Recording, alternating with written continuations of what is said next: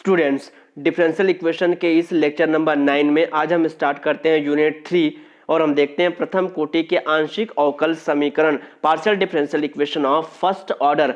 तो ये सबसे पहले देखते हैं कि आंशिक अवकल समीकरण फर्स्ट ऑर्डर का ये क्या होता है। ऐसा कोई आंशिक अवकल समीकरण दैट मीन्स जिसमें पार्शियल डेरिवेटिव्स एग्जिस्ट हो, ऐसे इक्वेशन को आंशिक अवकल समीकरण कहते हैं। अब इस आंशिक इक्वेशन में जिसमें प्रथम कोटि that means del z by del x del z by del y, इसे हम फर्स्ट ऑर्डर कहेंगे। अगर del two z by del x square होता, del two z by del y square होता तो सेकंड ऑर्डर का आंशिक अवकल समीकरण हो जाता। तो जिसमें प्रथम कोटि के फर्स्ट ऑर्डर के डेरिवेटिव्स अवकलज विद्यमान हो उसे हम प्रथम कोटि के आंशिक अवकल समीकरण कहते हैं। यदि जेड जो है फंक्शन है एक्स और वाई का, तो del z by del x को हम P से डिनोट करेंगे, del z by del y को Q से, R equal to del two z by del x square, S equal to del two z by del x del y और T equal to del two z by del y square. तो इनको हम short form में P Q R S T से denote करेंगे। चूंकि ये प्रथम कोटि का आंशिक अवकल समीकरण है इसलिए इस चैप्टर में स्मॉल p और स्मॉल q का यूज होगा।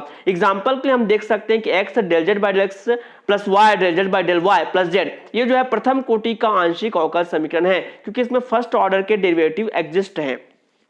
लेकिन इस वाले इक्वेशन में हम देखेंगे del two z by del x square ये डबल ऑर्डर का है, ये भी del two z by del y square ये भी डबल ऑर्डर का है। तो ये जो है वो द्वितीय कोटि का आंशिक अवकल समीकरण है, partial differential equation of second order. अब आगे हम देखते हैं कि आंशिक अवकल समीकरण के निर्माण की विधि, कैसे हम उसको निर्माण करेंगे, कैसे हम बनाएंगे। सबसे पहले है स्वेच्छ अचरों के विलोपन द्वारा। पहला मेथड हम देखते हैं कि जो आर्बिट्ररी कांस्टेंट है उनको एलिमिनेट करके हम कैसे पार्शियल डिफरेंशियल इक्वेशन का निर्माण करेंगे, by elimination of arbitrary constant. तो सबसे पहले जो क्वेश्चन में हमें दिया गया जो फलन होगा इस फॉर्मेट में होगा f of x y z a b, that means उस फंक्शन में x y z a b ये टर्म्स हो सकते हैं। अब हम क्या करेंगे, a की वैल्यू हम फाइंड करेंगे और b की वैल्यू फाइंड करेंगे और इसे वापस इक्वेशन में रख देंगे। तो a की जो वैल्यू हम फाइंड करेंगे और b की जो वैल्यू हम फाइंड करेंगे, इसको जब हम इसमें रखेंगे तो a और b क्या होगा, एलिमिनेट हो जाएगा, इनकी वैल्यू जो है किसी दूसरे फॉर्म में आ जाएगी। और जब इस वैल्यू को हम रखेंगे तो वहां पर जब फंक्शन इस फॉर्मेट में हमको जब मिलेगा जहां a और b नहीं होंगे, आर्बिट्ररी कांस्टेंट नहीं होंगे, वही अभिष्ट इक्वेशन होगा जिसमें स्वेच्छ अचर a और b विलोपित हो चुके हैं, एलिमिनेट हो चुके हैं। क्वेश्चन के द्वारा इसे हम समझते हैं। निम्न से a व b का, इसमें क्वेश्चन में पहले ही बता दिया है कि स्मॉल a और स्मॉल b इनको विलोपित करके आंशिक अवकल समीकरण का निर्माण करना है। फंक्शन दिया हुआ है z equal to x plus b y plus a b. अब a और b जो है वो आर्बिट्रेरी कांस्टेंट है, स्वेच्छ अचर है। सॉल्यूशन में सबसे पहले हम लिखेंगे दिया गया समीकरण है और जो भी फंक्शन हमको दिया हुआ है उससे हम लिख लेंगे इट इज इक्वेशन नंबर 1। अब हम क्या करेंगे, हमें a और b की वैल्यू फाइंड करने हैं तो हम इसको करेंगे x के सापेक्ष अवकलन से differentiate with respect to x। तो जब हम इसे x के रिस्पेक्ट में डिफरेंशिएट करेंगे तो ये होगा del z by del x और इसे हम किससे डिनोट कर रहे हैं, स्मॉल p से, del z by del x की वैल्यू स्मॉल p। अब जब इसको डिफरेंशिएट करेंगे तो यहां पर होगा a, चूंकि x के रिस्पेक्ट में कर रहे हैं इसलिए ये b और y दोनों ही कांस्टेंट हो जाएगा और x के रिस्पेक्ट में डिफरेंशिएशन होगा 0। यहां पर a भी कांस्टेंट है तो ये हो जाएगा 0। तो p की वैल्यू हमको मिली a या a की वैल्यू हमें मिली है p। This is equation 2। अब हम इक्वेशन 1 को क्या करेंगे, y के रिस्पेक्ट में डिफरेंशिएट करेंगे। तो y के सापेक्ष अवकलन करेंगे तो q that means del z by del y, क्योंकि y के रिस्पेक्ट में करेंगे तो ये जो x का टर्म है और a ये दोनों कांस्टेंट हो जाएगा, केवल y वाला टर्म डिफरेंशिएट होगा, बाकी टर्म्स का डिफरेंशिएशन 0 होगा। तो हमें वैल्यू मिलेगी b, दैट मींस q की वैल्यू b मिल गई या b की वैल्यू q मिल गई। This is equation number 3। अब इक्वेशन 1 2 3 से तो p a और b की वैल्यू जो मिली है उसको वहां रख देंगे तो px plus qy plus pq, a और b की जगह हमने p और q रखा। अब ये जो डिफरेंशियल इक्वेशन आया है, p मतलब del z by del x, q मतलब del z by del y, ऐसा डिफरेंशियल इक्वेशन है जिसमें फर्स्ट ऑर्डर के डेरिवेटिव एग्जिस्ट कर रहे हैं या इसमें डेरिवेटिव्स हैं, तो ये अभिष्ट आंशिक अवकल समीकरण है। This is required partial differential equation. Answer, एक और क्वेश्चन देखते हैं। एक फंक्शन दिया है z equal to x square plus a y square plus b, इसमें a और b का विलोपन करके आंशिक अवकल समीकरण ज्ञात करना है। क्वेश्चन में दिया है कि a और b को विलोपित करना है। अगर क्वेश्चन में नहीं दिया रहता तो चूंकि x और y तो ये वेरिएबल है तो यहाँ आर्बिट्ररी कांस्टेंट क्या हो जाएगा, a और b। अगर क्वेश्चन में नहीं भी दिया रहता तो भी हमें a और b को क्या है, विलोपित करके हमें डिफरेंशियल इक्वेशन का निर्माण करना है। तो इससे आंशिक अवकल समीकरण ज्ञात करना है, दिया है क्वेश्चन में z इक्वल टू ये value, this is equation number 1। हम फिर से x के सापेक्ष पहले डिफरेंशिएट करेंगे, तो del z by del x को हम क्यों क्या नाम देते हैं, स्मॉल p। तो इसे जब x के रेस्पेक्ट में डिफरेंशिएट करेंगे तो ये वाला जो टर्म है ये कांस्टेंट हो जाएगा, तो ये वैसा ही रहेगा y स्क्वायर प्लस b। इसको डिफरेंशिएट करेंगे तो x स्क्वायर का हो जाएगा 2x प्लस a का हो जाएगा 0, तो हमको केवल ये टर्म्स मिलेंगे, दिस इज इक्वेशन नंबर 2। अब फिर से इक्वेशन 1 को y के रेस्पेक्ट में अवकलन करेंगे, that means q equal to del z by del y। तो y के रेस्पेक्ट में अवकलन करने पर ये वैल्यू हमें प्राप्त होती है, दिस इज इक्वेशन 3। अब इक्वेशन 1 2 3 से अब क्या करेंगे, यहां से p और q को हम मल्टीप्लाई कर देते हैं, इक्वेशन 2 और 3 को मल्टीप्लाई करेंगे, उधर जब मल्टीप्लाई करेंगे तो ये ऐसा आ जाएगा 2 2 और ये x y for x y हो जाएगा एक्स स्क्वायर प्लस ए और वाई स्क्वायर प्लस बी। इसकी वैल्यू इक्वेशन 1 में क्या है, इसकी वैल्यू है z, तो हम यहाँ पर इन दोनों की वैल्यू क्या कर दिए, z रख दिए, तो P Q equal to 4xyz। इस इक्वेशन में a और b विलोपित हो चुके हैं, एलिमिनेट हो चुके हैं, और यही अभिष्ट आंशिक अवकल समीकरण है। ये हो गया हमारा आंसर। एक होमवर्क है कि इससे भी हमें आंशिक अवकल समीकरण ज्ञात करना है, जहां z की वैल्यू ये दी हुई है। अब इसमें a और b ये कांस्टेंट टर्म है, इसे हमको क्या करना है, एलिमिनेट करना है। इसका सॉल्यूशन है, ये आएगा सॉल्व करने के बाद q equal to 2y p²। तो दिस इज अ होमवर्क। एक और क्वेश्चन है, ये भी होमवर्क है। ये क्वेश्चन फंक्शन हमको दिया हुआ है, इसमें a और b के विलोपन द्वारा हमें आंशिक अवकल समीकरण निर्माण करना है। अब दूसरा मेथड देखते हैं। अभी हमने देखा स्वेच्छ अचर के विलोपन द्वारा, एलिमिनेटिंग आर्बिट्ररी कांस्टेंट। अब हम करेंगे by elimination of arbitrary functions, स्वेच्छ फलन के विलोपन द्वारा। तो इसे हम क्वेश्चन के माध्यम से समझते हैं। स्वेच्छ फलन f को विलोपित कर आंशिक अवकल समीकरण प्राप्त कीजिए। Obtain partial differential equation by eliminating arbitrary function small f where z equal to f of y by x। तो हमको f को विलोपित करना है। सबसे पहले दिया हुआ है क्या, z equal to f of y by x, this is equation 1। अब इसे हम x और y के सापेक्ष अवकलन करेंगे, differentiate with respect to x and y।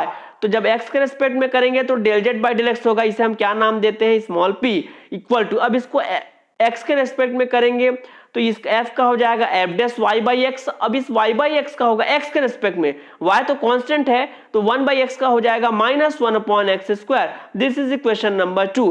अब y के रेस्पेक्ट में करेंगे तो del z by del y, इसकी वैल्यू है q, तो y के रेस्पेक्ट में डिफरेंशिएट होगा f dash y by x, और इस y बाई एक्स का होगा y के रेस्पेक्ट में, तो 1 बाई एक्स तो कांस्टेंट है, y का हो जाएगा 1, दिस इज इक्वेशन नंबर 3। अब चूंकि हमको f को विलोपित करना है, एलिमिनेट करना है, तो इस इक्वेशन 2 और इक्वेशन 3 को अगर हम ध्यान से देखें, अगर हमको f को हटाना है तो इनको क्या कर दें, आपस में डिवाइड कर दे। तो इक्वेशन 2 और 3 से p divided by q equal to, जब इससे डिवाइड करेंगे तो ये दोनों टर्म कैंसिल हो जाएंगे और ये वैल्यू हमें मिलेगी। इसको सॉल्व करने के बाद हमें वैल्यू मिलेगी -y बाई एक्स। इसको ऐसा ट्रांसफर करके क्रॉस मल्टीप्लिकेशन से ये हमें मिलेगा px plus q y equal to 0। यही अभीष्ट आंशिक अवकल समीकरण है, this is the required partial differential equation. 2 homework है, इससे आंशिक अवकल समीकरण ज्ञात करना है, वही फंक्शन के विलोपन द्वारा, जहां z की वैल्यू ये दी हुई है। और सेकंड क्वेश्चन है z इक्वल टू ये वैल्यू है, जहां f और g दोनों ही आर्बिट्ररी फंक्शंस हैं, इसमें f और g दोनों को ही एलिमिनेट करना है। अब एक और मेथड देखते हैं, लैग्रांज रैखिक आंशिक अवकल समीकरण, Lagrange's linear partial differential equation. तो ये किस फॉर्मेट में होता है, capital P plus capital Q equal to R, P plus Q equal to R। इस प्रारूप में अगर कोई इक्वेशन है उसे हम लैग्रांज आंशिक अवकल समीकरण कहते हैं, जहां capital P, capital Q and capital R ये जो है वो x y z के फंक्शन है। अब इसका ऑक्सिलरी इक्वेशन जो होता है वो इस ऐसा दिया जाता है, dx by capital P equals dy by capital Q equals dz by capital R। इसी ऑक्सिलरी इक्वेशन की सहायता से हम क्वेश्चन को सॉल्व करेंगे। क्वेश्चन दिया है हल कीजिए, सॉल्व दैट, ये फंक्शन दिया हुआ है, इसको हमको हल करना है। हम क्या करेंगे, सबसे पहले दिया है जो भी फंक्शन दिया है, जो इक्वेशन दिया है, इट इज इक्वेशन नंबर 1। अब इसकी तुलना करेंगे इससे, लैग्रांज आंशिक अवकल समीकरण से। किस फॉर्मेट में होता है, P plus Q equal to R। क्या ये इक्वेशन इसी फॉर्मेट में है, ध्यान से देखेंगे तो P की वैल्यू है xz, Q की वैल्यू है yz और जे आर की वैल्यू है एक्स वाई, इसी फॉर्मेट में है। तो अब इसका सहायक समीकरण हो जाएगा dx by p dy by q and dz by r. P q r की वैल्यू को यहाँ पुट करते हैं, इट इज इक्वेशन नंबर 2। अब हम क्या करेंगे, ये first second and third term, तो प्रथम दो अनुपात हम लेते हैं, taking first two ratio from first two ratio, ये हो जाएगा dx by x z equal to dy by y z. Z cancel होगा, हमें मिलेगा dx by x equal dy by y. अब इसे हम इंटीग्रेट करेंगे तो ये हो जाएगा log x, ये हो जाएगा log y और एक कांस्टेंट ऐड हो जाएगा log c1। तो log यहां से log m plus log n का फॉर्मूला अप्लाई होगा, ये हो जाएगा log y c1। log हट जाएगा, ये हो जाएगा x equal to Y c1। यहां से हम c1 कांस्टेंट की वैल्यू फाइंड कर लेंगे, अब c1 equal to x by y. This is equation number 3। अब ये फर्स्ट टू रेशियो हमने लिया था, अब अंतिम दो अनुपात से लास्ट टू रेशियो अगर हम लेते हैं, dy by y z equal to dz by x y, y cancel हो जाएगा, dy by z equal to dz by x. इसे हम ऐसे क्रॉस मल्टीप्लाई करेंगे तो ये होगा x d y equal to z d z. Equation number 3 से, इक्वेशन 3 में क्या है, c1 equal to x by y, तो यहां से हम क्या करेंगे, x की वैल्यू पुटअप करते हैं, x की वैल्यू यह जाएगा c1y, तो यहां पर x के जगह हम रख देंगे c1y। अब ये c1y dy हो गया, इधर z dz हो गया, y का टर्म x साइड, z का टर्म x साइड। अब इसे हम इंटीग्रेट कर सकते हैं, समाकलन करने पर ये हो जाएगा y स्क्वायर बाई 2, ये हो जाएगा z स्क्वायर बाई 2 और एक कांस्टेंट ऐड होगा c2। c1 की वैल्यू इक्वेशन 3 से फिर से यहां पुट करेंगे, c1 की वैल्यू x बाई वाई के फॉर्म में, ये हमने यहां पर पुट अप कर दिया। इसको सॉल्व करके हम यहां पर c2 की वैल्यू फाइंड करते हैं। ये अभी इक्वेशन 3 में हमने c1 की वैल्यू फाइंड की थी, इक्वेशन 4 में c2 की वैल्यू फाइंड करेंगे। अब अभीष्ट जो हल होगा, जो सॉल्यूशन होगा, सॉल्यूशन विल बी, ये हो जाएगा phi of c1 c2 equal to 0। यह है लैग्रांजेस रैखिक आंशिक अवकल समीकरण को सॉल्व करने का मेथड। पहले ऑक्सिलरी इक्वेशन हम लेंगे, यहां से दो रेशियो से हम c1 और c2 की वैल्यू फाइंड करेंगे और जो सॉल्यूशन होगा, hence its solution is phi of c1 c2 equal to 0। c1 की वैल्यू पुट कर देंगे, c2 की वैल्यू पुट कर देंगे, यही रिक्वायर्ड आंसर है। एक होमवर्क है, हल कीजिए, solve that x square p plus y square q equal to z square. Hint ये है कि ये भी जो है लैग्रांज का आंशिक अवकल समीकरण है, p p plus q q equal to r, जहां ये पी है, ये क्यू है, ये आर है, और ये सॉल्यूशन, लास्ट सॉल्यूशन जो है ये ऐसा आएगा। तो आज के लेक्चर में हमने देखा कि partial differential equation first order क्या होता है और उसको सॉल्व करने के हमने मेथड्स देखे। आज के लेक्चर में इतना ही।